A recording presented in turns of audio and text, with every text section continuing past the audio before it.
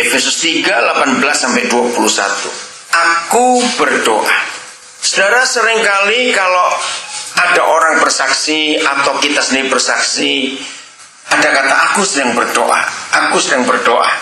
Ayo jujur, secara umum yang paling banyak, biasanya kalau kita berdoa itu apa isinya? Ayo, apa isi doa kita biasanya? Minta, bukan? Iya, minta ini, minta itu, lapor ini, lapor itu, minta berkat, minta perlindungan, minta kesembuhan, minta pertolongan. Tidak salah, memang itu hak kita sebagai anak-anak Bapa di surga. Tapi dalam ayat ini, dalam tulisan ini, Rasul Paulus itu berdoa bukan minta berkat, bukan minta uang, bukan minta perlindungan, minta pertolongan, minta penyertaan. Tidak. Ini doa yang unik. Aku berdoa supaya kamu, yaitu kita semua, bersama-sama dengan siapa saja, segala orang kudus, yaitu semua orang percaya di dunia. Apa doanya? Dapat apa? Memahami. Stop dulu. Nah, apa kata lain memahami? Mengerti. Ayo, apa lagi? Kata memahami itu sebuah permintaan. Ada hal yang sulit untuk dimengerti. Betul tidak? Maka itu tolong buat kami mengerti, Tuhan. Buat kami memahami. Apa yang sulit dimengerti? Sehingga Rasul Paulus berdoa supaya semua kita yang mengaku orang-orang percaya, anak-anak Bapa di surga itu, baca baik-baik, memahami apa? Ayo, memahami apa? Satu, betapa lebarnya. Kedua, betapa panjangnya. Ketiga, betapa tingginya. Keempat, betapa dalamnya. Apa itu? Kasih Kristus. Saudara, coba renungkan.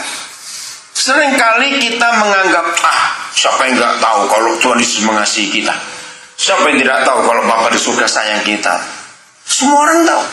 Tapi jujur, dengan kata, semua orang tahu Tuhan menyayangi kita, Dia mengasihi kita. Oh, tahu. Dari khotbah-khotbah kita sering dengar, dari baca Alkitab kita juga tahu. Tapi ternyata, saudara, itu sulit difahami. Kenapa? Karena cara kita berpikir dengan cara Bapa di surga berpikir itu beda. Maka itu sulit ketemu. Berapa banyak? Gak usah jauh-jauh.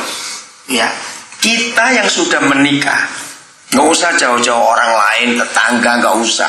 Kita yang sudah menikah. Berapa kali suami istri kita berdua ini sering salah paham? Jawab ya atau tidak? Ya. Yang menikah dengan satu suku saja bisa sering salah paham, apalagi yang bukan satu suku. Kenapa salah paham? Karena kita tidak bisa mengerti maksud pasangan kita. Saya mau ungkapkan begini, seringkali ketika kesalahpahaman itu terjadi dan begitu diungkapkan penyebabnya kenapa itu, kita baru begitu maksudmu. Ngerti nggak kata-kata itu? Kan kita nggak bisa memahami. Nah, padahal pasangan kita ini kan bermaksud baik. Pernah nggak ngalami itu? Tapi cara dia menyampaikan maksud baik tidak sesuai dengan kemauan diri kita. Coba, ya atau tidak? Saya mau minta saudara jawab ini, ya atau tidak? Itu sering terjadi. Ya, bagi yang belum menikah siap-siap ya. Mau menikah dengan siapa saja tetap ada ketidakcocokan. Karena itu manusia. Maka itu kenapa Tuhan kita menyatakan nggak boleh cerai, tidak bisa cerai. Alkitab mengatakan mau menikah dengan siapa saja yang namanya manusia, nggak ada yang bisa cocok. Kesimpulannya, kalau saudara ingin menikah dengan orang yang cocok, menikahlah dengan mayat, itu baru cocok. Bayangkan Alkitab ngomong seperti itu. Karena itulah manusia. Nah, bayangkan antar manusia saja yang namanya suami istri yang sudah sekian tahun menikah masih bisa salah faham, apalagi kita dengan Bapa di surga yang jelas cara berpikir, cara merasa, cara melihat, cara apa saja sama atau tidak kita ini dengan dia? Bedanya sudah beda-beda. Beda, betul beda sudah. Maka itu pantas kalau Rasul Paulus berdoa. Aku berdoa. Luar biasa. Supaya kamu dapat memahami sebuah kasih yang tingginya, panjangnya, lebarnya, dalamnya tak terselami. Hebat sekali. Nah, kalau doa ini terjawab, berarti semua orang yang mengaku Kristen dan percaya Tuhan Yesus betul-betul bisa memahami kasih yang tak terduga, dalamnya, lebarnya, tingginya, apalagi satu dalamnya, panjangnya. Percaya enggak? Hidup kita enggak akan pernah punya masalah lagi. Coba renungkan. Kira-kira iya atau tidak? Berarti enggak ada salah paham lagi. Sekarang kita keluar dari hubungan kita dengan Bapa di surga yang jelas beda dalam segala hal itu. Berarti kalau kita dengan istri kita, istri dengan suaminya bisa sering salah paham. Maksudnya baik ini, tapi kita terimanya salah, lalu kita marah. Begitu kita marah, yang satu nangis, baru cerita maksudnya ini begini. Ya ampun, betul pernah itu terjadi? Kenapa kamu gak ngomong dari tadi? Kalau itu maksudmu. Terus kita dengan Tuhan yang lebih lagi jauh. Berapa kali kita sering salah paham dengan Dia? Maksud baiknya kita anggap dia jahat. Nah, kita keluar dari antara kita suami istri dengan kita dengan Bapa di surga. Kita keluar sekarang ke teman-teman, sesama teman kerja. Ya, bisa bayangkan kesalahpahaman yang sering terjadi sehingga hubungan kita jadi retak. Karena ada sesuatu yang tidak tulus yang kita sembunyikan dalam hidup ini. Kalau kita pernah punya istilah ada lubang di balik batu, ada maksud-maksud tertentu. Saya balik dulu. Hubungan kita dengan Bapa di surga. Pertanyaannya dengarkan baik-baik. Hubungan kita dengan Dia dan hubungan Dia dengan kita. Sebetulnya yang harus perlu banyak dicurigai itu siapa, mencurigai siapa antara kita dengan Dia. Ngerti pertanyaannya, ini penting sekali. Ayo, seharusnya siapa yang paling curiga dan mencurigai antara kita dengan Dia? Coba jawab. Ayo, siapa? Kita. Iya, kita bagaimana? Siapa yang curiga dengan siapa? Yang paling banyak harusnya? Bukan, antara kita dengan Tuhan. Sekarang kita tidak mengerti Tuhan, jadi kita sekarang curiga banyak sama Tuhan. Jahat enggak kalau kita curiga banyak dengan Tuhan? Jujur, jahat enggak itu? Itu lebih dari jahat, itu kurang ajar betul-betul. Mengapa kita bisa sering curiga dengan Tuhan? Dengarkan kata ini. Kata mencurigai itu lebih cenderung ke banyak positifnya atau negatifnya? Pasti negatif. Mengapa kita bisa sering mencurigai Dia? Jawabannya itu tadi, masih salah paham. Kita belum mengerti betapa dalamnya, betapa lebarnya, betapa tingginya, betapa panjangnya kasih-Nya. Kita tidak bisa menyelam. Jadi kita jahat sekali kalau kita mencurigai Dia. Nah, kecurigaan itulah yang selalu jadi sumber masalah. Baik dalam hubungan kita dengan istri suami kita, maupun hubungan kita dengan saudara-saudara kita yang lain. Begitu curiga masuk, hubungan langsung putus. Saya ulangi, begitu rasa curiga masuk, hubungan langsung putus.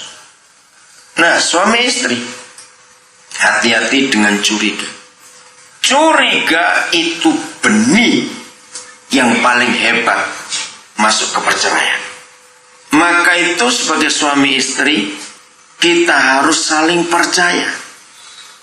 99%, sekian keretakan rumah tangga kita karena kita lebih percaya tetangga ngomong daripada pasangan kita yang ngomong. Kira-kira ya atau tidak? Ada SMS, orang bilang begini, orang bilang begitu. Nah itu kan aneh. Mengapa kita yang sudah menikah bisa lebih percaya omongan orang daripada pasangan kita sendiri yang ngomong? Sama dengan Bapa di surga. Kenapa kita bisa curiga dia? Karena kita nggak percaya omongannya. Apa itu omongan Bapa kita di surga? Lah yuk, firman. Firmannya ini. Bahkan berapa kali dia sendiri mengatakan, yang ditulis di Alkitab, aku bukan anak manusia yang bisa berdusta. Dan banyak firman seperti itu yang menyatakan janjiku itu sia dan amin. Aku ini setia. Bayangkan sudah ditulis jelas-jelas seperti itu. Dan sampai hari ini sudah terbukti sejahat-jahatnya manusia, matahari tetap bersinar kalau pagi, nggak pernah terlambat. Padahal kalau Tuhan model kayak kita, saya stop itu matahari sudah. Betul tidak? Biar tahu rasa itu. Mas kita kurang ajar begini. Dia setia. Nah bayangkan saudara, yang seperti Tuhan saja kita masih curiga, ya kan kurang ajar betul kita ini. Apalagi dengan istri atau suami, kita masih bisa lebih percaya kata tetangga. Jahat sekali. Jadi kesimpulannya, selama kita masih bisa bermasalah, baik dengan Tuhan, baik dengan pasangan kita, baik dengan orang lain, kesimpulannya berarti kita masih apa? Belum memahami. Kenapa kita belum memahami? Karena kita egois. Hanya mementingkan diri sendiri. Aku nggak mau tahu kamu mau apa. Pokoknya kamu harus nuruti keinginanku. Wah, galak betul. Dan kalau itu terjadi dalam hubungan suami istri, kalau itu terjadi dalam hubungan sesama saudara, baik dalam pekerjaan, dalam masyarakat, dalam gereja, rusak semua. Maka itu betul, berkali-kali kenapa Bapa di surga menulis dalam perjanjian lama khususnya, kenali aku, kenali aku. Mengenal. Tapi kalau kita baca kitab Hosea 6 ayat 3, marilah kita mengenal dia dan berusaha dengan sungguh-sungguh mengenal dia. Kenapa? Bapa di surga mengajak kita mengenal dia dan berusaha dengan sungguh-sungguh mengenal dia. Karena dengan mengenal seseorang, maka kita nggak akan ada salah paham lagi. Maka kesimpulannya, teman-teman kita yang lain, kalau saudara punya teman, punya saudara, punya keluarga yang hidup pernikahannya rajin bertengkar, kok nggak enak betul, rajin bertengkar, tolonglah mereka dengan memakai kebenaran ini, bahwa masalahnya bukan masalah itu. Misalnya, iya ini kemarin itu masalah duit, hari ini itu masalah listrik. Misalnya kemarin dulunya lagi itu masalah anak. Jadi kalau ada rekan kita yang sudah menikah selalu ribut dan selalu menemukan gara-gara ini, gara-gara ini, gara-gara ini, tiap hari ada saja penyebabnya, suruh mereka berhenti. Bukan itu masalahmu. Apa tadi masalahnya? Belum mengenal, salah paham. Kalau kita dua mengenal betul-betul, pertengkaran dan kesalahpahaman dalam hubungan kita suami istri itu makin kurang. Maka itu lucu sekali, dan itu orang paling goblok. Kalau sudah makin lama menikah makin banyak ributnya. Wah ngawur ini sudah. Berarti belum kenal itu. Betul tidak kira-kira? Kalau kita mengenal itu nggak ada masalah. Jadi semua firman yang Tuhan katakan kepada kita dari Alkitab ini, itu bukan cuma hubungan kita dengan dia saja. Pakailah itu untuk jadi hubungan dengan semua orang. Hebat sekali. Maka itu pantas Rasul Paulus berdoa supaya kita bisa memahami kasih yang tak terukur panjang lebar tinggi dalamnya. Ayat 19. Dan ini yang saya kagum, menggunakan kata yang beda lagi. Kata yang dipakai ayat 18 memahami, yang dipakai ayat 19 mengenal. Beda, saudara. Dan dapat mengenal kasih itu. Sekalipun kasih itu bagaimana? Baca. Sekalipun kasih itu bagaimana? Melampaui segala pengetahuan. Betul, saudara. Nah, dua kata yang dipakai, memahami dan mengenal, itu dalam sekali arti. Jadi saya ulangi lagi. Semua permasalahan yang terjadi dalam hidup kita ini karena kita belum memahami, belum mengenal. Saudara, maka itu mari dalam hidup kita ini kita jaga betul-betul. Amin. Hubungan ini. Dan belum selesai. Aku berdoa. Doa apa lagi nih? Dua doa yang sebelumnya saja sudah luar biasa. Bisa memahami, bisa mengenal kasih yang sulit dimengerti. Doa lagi nih. Dan aku berdoa supaya kamu dipenuhi di dalam seluruh kepenuhan Tuhan. Nah, ternyata mengenal saja, memahami saja itu belum cukup. Harus sampai dipenuhi. Coba saudara merenung sebentar. Kalau ada kata dipenuhi, itu sebetulnya seperti apa bentuknya? Pernah bayangkan dipenuhi itu seperti apa bentuknya? Orang seringkali berpikir kalau dipenuhi itu isinya diisi. Bukan. Kalau diisi saja belum penuh. Disebut dipenuhi itu seperti orang tenggelam. Nah, kalau ada orang tenggelam pasti mati dia. Itu airnya ada di mana? Mikir, banyak orang nggak mikir ini. Kalau ada orang tenggelam itu airnya ada di mana? Susah bener sih jawabnya. Airnya di mana-mana. Bukan, airnya di dalam dan di luar kita. Kalau kita di dalam air belum tentu tenggelam. Kalau airnya nggak masuk ke dalam kita, coba renungkan itu. Lihat tadi orangnya, lah makanya itu nggak mati kita. Walaupun kita di dalam air, kita nggak mati. Sebab kita belum dipenuhi oleh air itu. Jadi kalau kita dipenuhi, ini doa yang luar biasa. Aku berdoa supaya kamu dipenuhi dalam seluruh kepenuhan Tuhan. Lalu kenapa dia melanjutkan? Berarti kita ini mati sudah. Orang yang menyelam itu bukan tenggelam. Walaupun dia di dalam air, dia akan tenggelam kalau air masuk ke dalam dia. Dan itu namanya apa? Mati. Jadi inilah kekristenan. Orang yang sekedar ke gereja itu baru menyelam di dalam air. Dan itulah firman. Air itu kan firman. Maka itu orang yang suka menyelam dalam air, nggak akan di air terus, dia akan keluar lagi ke dunia, jalan-jalan ke Oyehe, ke mana kali bobo, bosan, masuk air lagi, nyelam lagi. Maka itu masih bisa keluar masuk dunia gereja, dunia gereja, gereja dunia, karena belum mati, belum dipenuhi. Hebat sekali firman. Ayo kita tanya pada diri kita, sudah penuhi? Nah, kalau orang sudah mati bisa tersinggung tidak?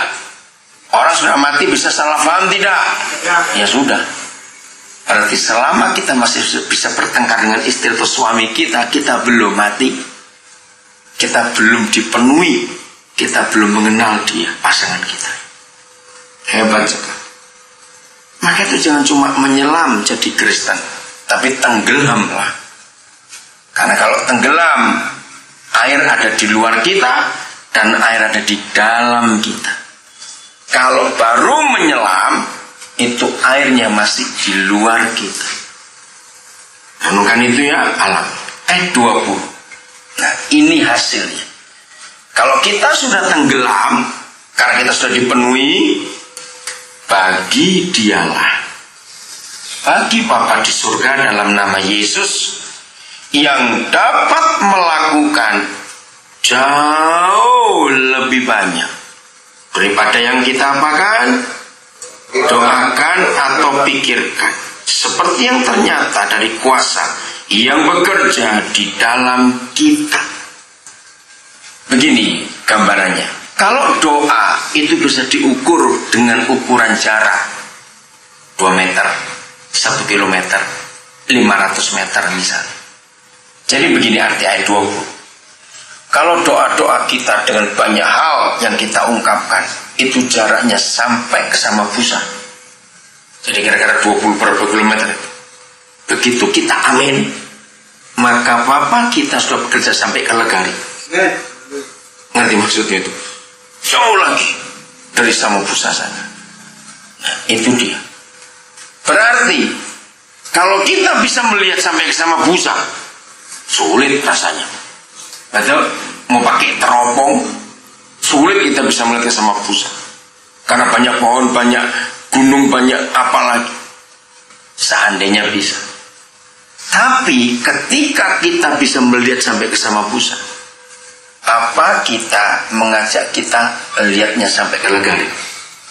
Nah sekarang bayangkan, kalau jarak kita bisa melihat sampai 24 km misalnya, tanpa teropong atau pakai teropong, ternyata Papa bisa mengajak kita melihat sampai 50 km, 100 km jauhnya dari tempat kita berdiri.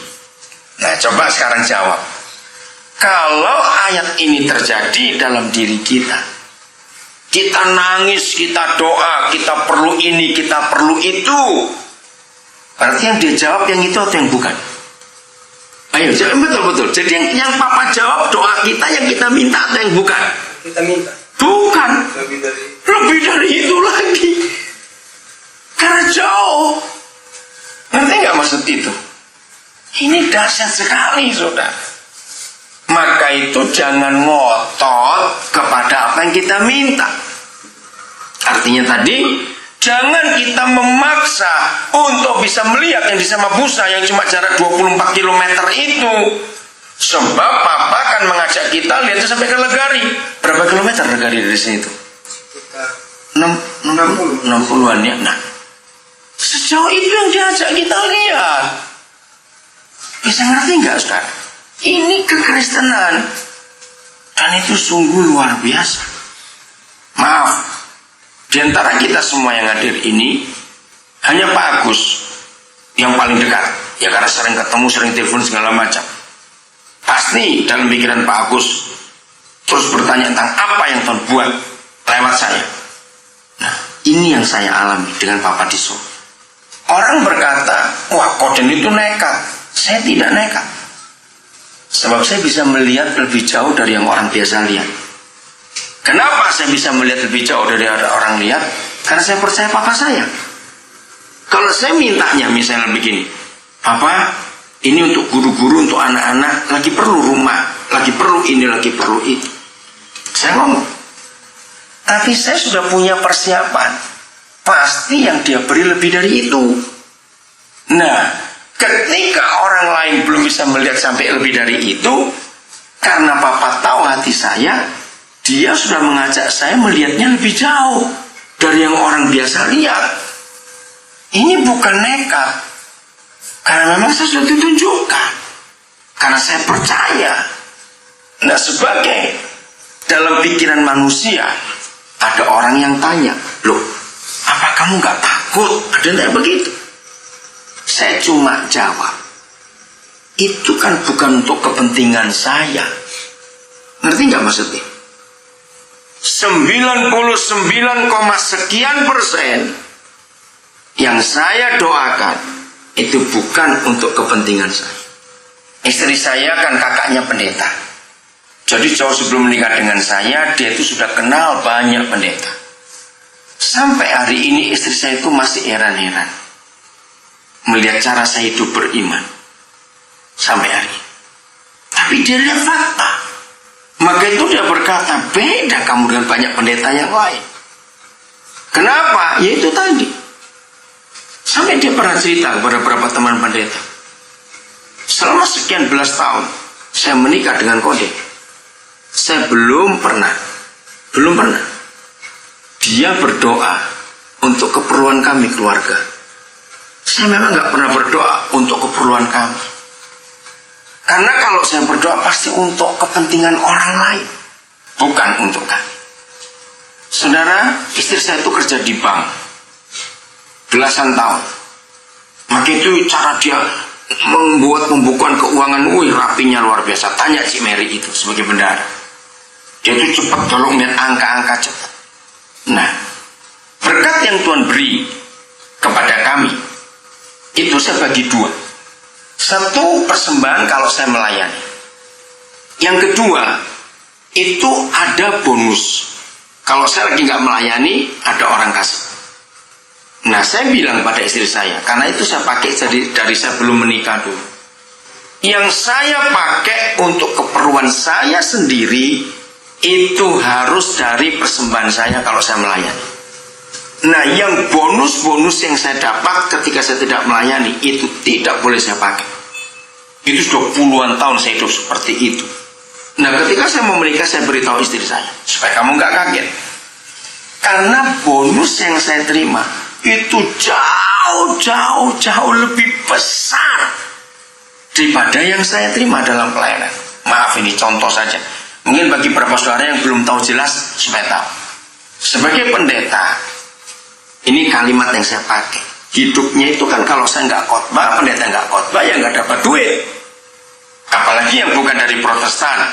Kalau dari Protestan lain digaji, nggak khotbah pun digaji. Nah, kalau kami yang dari karismatik Pentakosta nggak ada cara begitu. Kalau nggak khotbah, nggak main, nggak dapat duit. Nah, saudara bisa bayangkan, saya harus khotbah sehari berapa ratus kali, bisa nyekolahkan orang begitu banyak, mati saya. Ngerti ya maksudnya itu? Berapa persembahannya? Jadi itu semua dari bonus itu. Tuhan berkati kami bisa beli rumah, beli tanah begitu banyak. Tapi saya bersyukur tahun 90-an tuh pertama kali masuk Nabire. Saya heran. Waktu itu saya belum mikir banyak-banyak, tapi saya sudah tahu Papa akan buat sesuatu. Kalau aku berkati kamu rumah tanah di Nabire, jangan sekali-kali pakai namamu surat itu. Nah, saya heran. Kenapa Papa pesan seperti itu? Jadi sampai hari ini, saudara, sekian puluh sertifikat yang kami sudah pegang untuk Nabire saja, tidak ada satupun atas nama saya. Tidak ada satu. Saya pegang pesan Papa saya tahun 90-an yang lalu, waktu pertama kali masuk. Dan lucunya, waktu saya terima pesan itu, kami ini belum punya rumah satupun di sini. Waktu itu Pak Edo, Pak Erwan, Pak Yohanes masih numpang, bukan kontrak, numpang di bawah pohon mangga sebelah Javaku yang sana jadi rumah makan ikan bakar. Numpang di situ. Itu toko buku El Shaddai namanya, miliknya Pak Indarto Tanaya dari Jayapura. Pak Puji yang tinggal di situ. Terus setelah rumah itu direnovasi, mau dipakai pemiliknya, maka Pak Edo, Pak Erwan, tim semua tinggal di rumah Bu Lukas di Jalan Ambon. Sekian tahun lagi. Bayangkan, rumah aja masih numpang. Tapi Tuhan sudah pesan, kalau aku berkati kamu rumah, jangan pakai namamu. Kan lucu. Itu cara Papa berkata jauh dari yang saya pikirkan dan saya doakan. Dan itu luar biasa. Nah, saya kembali. Suatu hari, saudara, saya lupa sudah berapa tahun kami menikah. Tahu istri saya bilang gini, tahu nggak? Yang kita pakai untuk hidup, jadi dia hitung. Kalau kami makan, ya, atau kami belanja sesuatu, dihitung dari hasil khotbah saya, bukan dari bonus. Bonusnya langsung keluar semua, itu masuk ke bendara, sudah langsung. Maksudnya saya tanya, iya saya coba ngitung. Ternyata yang kita pakai berdua, jadi betul-betul keperluan kami 100%, itu nggak sampai 2% dari hasil khotbah saya. Saya bilang, masa? Jadi 98, sekian persen persembahan saya pelayanan pun itu keluar untuk pekerjaan Tuhan. Saudara bisa bayangkan itu. Maka itu ada beberapa teman saya pengusaha menjuluki saya begini, orang yang paling aneh unik itu Koden. Kenapa mereka berkata itu? Karena mereka pengusaha dan mereka tahu bagaimana cara saya hidup menggunakan uang. Ini julukan yang mereka buat. Mungkin hanya Koden yang bisa membuat Tuhan itu rasa malu kalau nggak memberi dia. Ngerti nggak kata-kata itu, saudara? Kenapa para pengusaha bisa berkata begitu? Karena mereka melihat berapa kali saya terima bonus dari mereka. Belum saya masukkan ke bank. Biasanya kalau mereka kasih itu pas kami lagi makan. Sambil makan ada yang telepon, perlu ini, perlu itu. Nah, saya seringkali minta tolong sopirnya pengusaha itu untuk store ke bank, ke nomor orang lain. Karena mereka lihat. Jadi kemudian nggak ambil dulu. Ya habis yang butuh, mau ambil bagaimana? Bisa ngerti nggak cerita kebenaran ini? Saya kenal betul Bapa di surga. Maka itu saudara, dalam hidup ini Efesus 3 ini renungkan dan alami betul-betul. Maka itu saya sering berkata kepada teman-teman hamba Tuhan, pokoknya kalau sampai kamu masih sering kesulitan hidup, pasti kamu belum memahami, belum mengenal dia itu siapa. Nanti enggak? Renungkan itu betul-betul. Memakai dua kata, memahami, mengenali. Saya baca Alkitab 20 yaitu luar biasa. Bagi dialah yang dapat melakukan jauh lebih banyak daripada yang kita doakan atau pikirkan, seperti yang ternyata dari apa? Ayo, dari apa? Kuasa yang bekerja di mana? Di dalam kita. Ingat, kuasa apa yang bekerja dalam kita? Kuasa kematiannya, saudara. Waktu kita masukkan air tadi, lagi saya ingat bedanya menyelam dan tenggelam. Menyelam, kita ada di dalam air. Kalau tenggelam, kita di dalam air dan air dalam kita, itu namanya mati. Kuasa yang bekerja di dalam kita itu membunuh kedagingan kita, saudara. Oh enggak, amin. Membunuh kedagingan kita. Kalau daging kita sudah dibunuh, berarti kita sudah mati. Maka Tuhan bekerja luar biasa dalam hidup kita. Karena nggak ada kedagingan lagi. Jadi dengan uang, maaf saya berkata untuk kemuliaan Bapa di surga, saya sudah menang betul-betul. Maka itu saya itu tidak pernah takut taruh uang saya di banyak tempat. Bahkan sering lupa saya taruh uang di mana. Satu hari, saudara, kami pernah nginap di daerah Kedoya waktu itu. Ya, jadi waktu itu kalau kami ke Jakarta pasti ke Kedoya. Nah, terus suatu hari apartemen itu dijual oleh teman istri saya itu pemiliknya. Dan barang-barang kami itu masih ada. Yang pembantunya itu kami kenal betul. Jadi biar dia aja yang bongkar-bongkar. Saudara, dia kaget. Ternyata di barang-barang saya itu ada uang 10 juta. Saya itu lupa. Dia sampai kaget juga. Masih baru ratusan ribu. Yang punya rumah tertawa. Koden ini orang kaya, betul-betul kaya. Sampai duit segitu besar lupa. Bayangkan. Saya cuma taruh aja begitu. Istri saya juga lupa. Bayangkan, saudara. Itu dia cerita ke orang-orang. Itu sudah berapa tahun itu di situ. Bukan saya sembrono.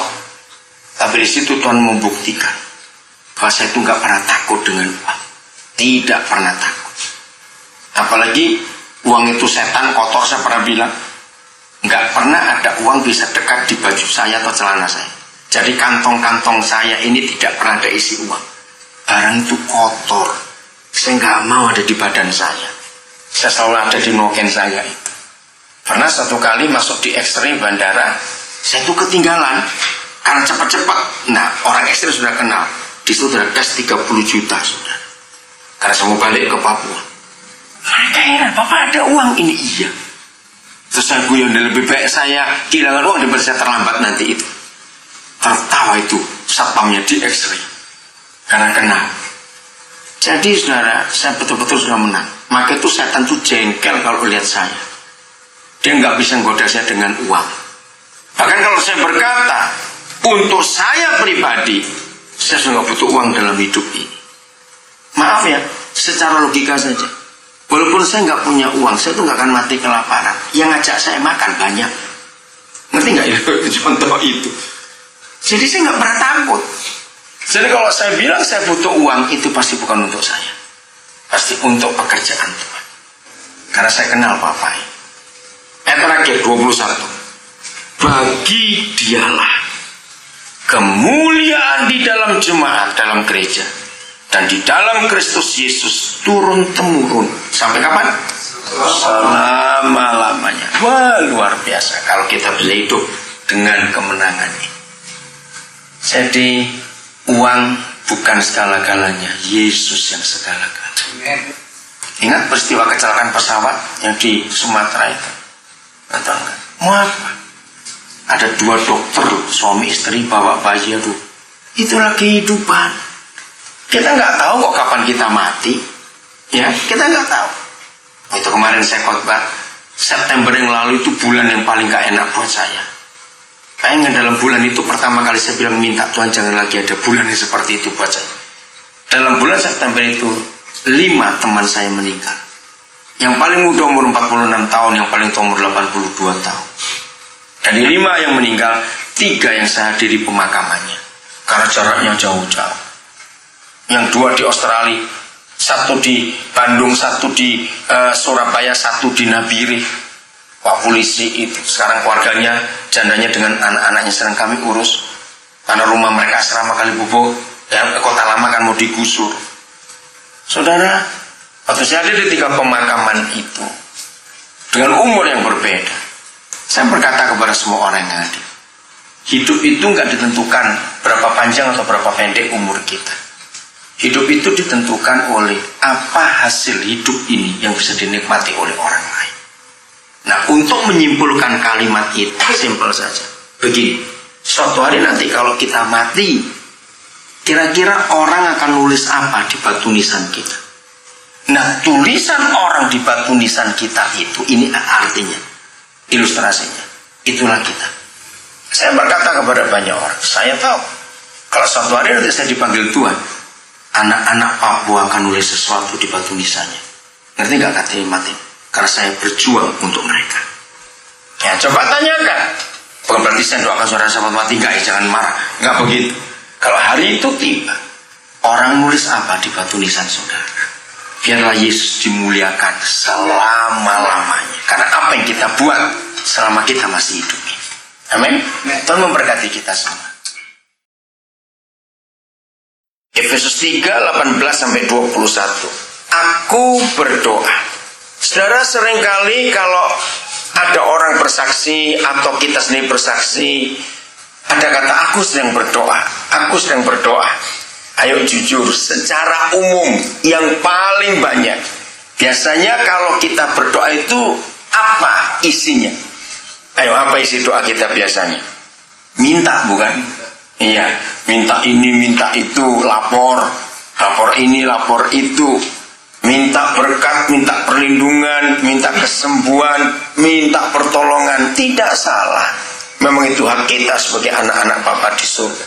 Tapi dalam ayat ini, dalam tulisan ini, Rasul Paulus itu berdoa bukan minta berkat, bukan minta uang, bukan minta perlindungan, minta pertolongan, minta penyertaan. Tidak. Ini doa yang unik. Aku berdoa supaya kamu, yaitu kita semua, bersama-sama dengan siapa saja, segala orang kudus, yaitu semua orang percaya di dunia. Apa doanya? Dapat apa? Memahami. Stop dulu. Nah, apa kata lain memahami? Mengerti. Ayo, apa lagi? Kata memahami itu sebuah permintaan. Ada hal yang sulit untuk dimengerti. Betul tidak? Maka itu tolong buat kami mengerti.